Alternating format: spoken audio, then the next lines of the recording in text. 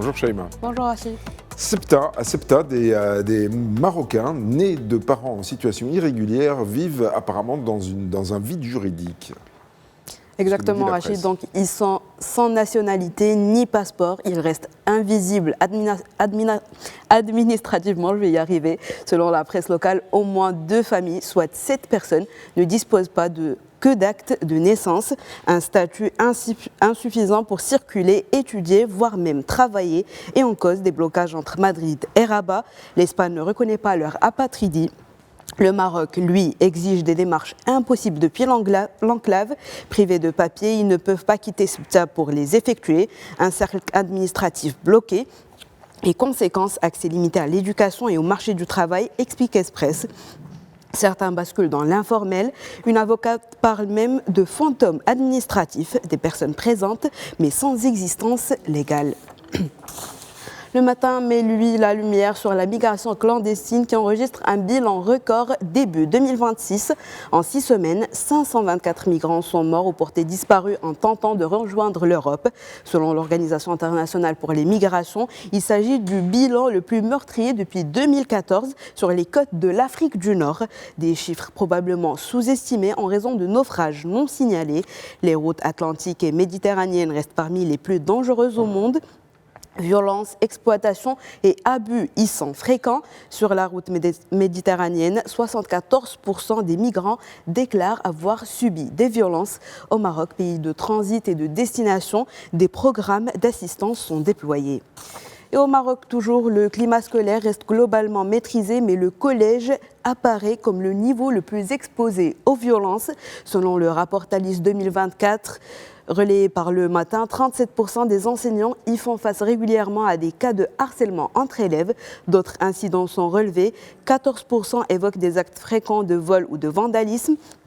La violence est majoritairement entre élèves, avec aussi des cas de violence physique et de cyberharcèlement. Le primaire reste plus apaisé, avec des niveaux nettement plus faibles.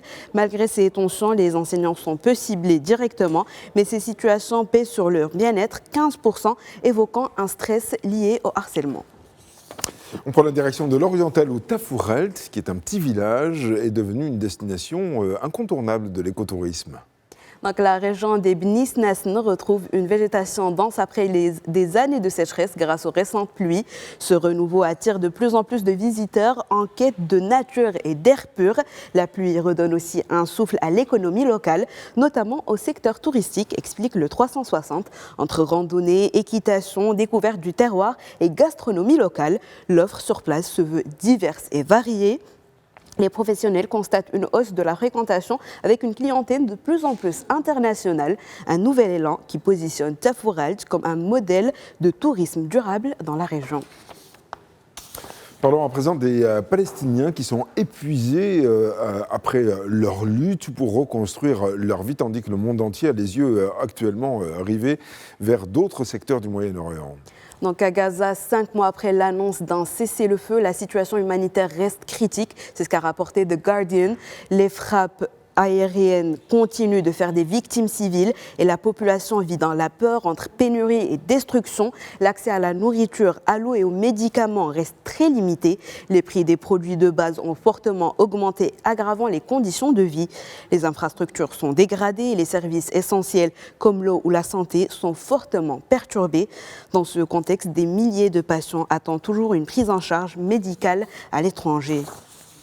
Et toujours dans le contexte de la guerre au Moyen-Orient, en Iran, les frappes israélo-américaines ont endommagé de nombreux sites culturels. Selon les autorités, au moins 120 musées et sites historiques ont été ciblés. Parmi les sites endommagés figure le palais du Golestan ou encore le complexe de Sadabad à Téhéran. Comme rapporté par AFI, l'UNESCO évoque aussi des dégâts sur plusieurs sites classés, notamment à Ispahan. Pays à l'histoire millénaire, l'Iran voit ainsi une partie de son patrimoine culturel fragilisé par le conflit. 20 minutes s'est intéressé à l'ex-président vénézuélien Nicolás Maduro qui s'est exprimé pour la première fois depuis sa détention aux États-Unis. Arrêté depuis janvier lors d'une opération américaine, il est poursuivi pour trafic de drogue. Dans un message relayé par ses proches, il affirme se sentir fort et serein avec son épouse. Le couple est incarcéré dans une prison de haute sécurité à New York. Privé d'internet et de journaux, Nicolás Maduro peut uniquement communiquer avec ses proches et ses avocats. L'ex-président n'avait plus pris la parole depuis sa première comparution devant la justice américaine.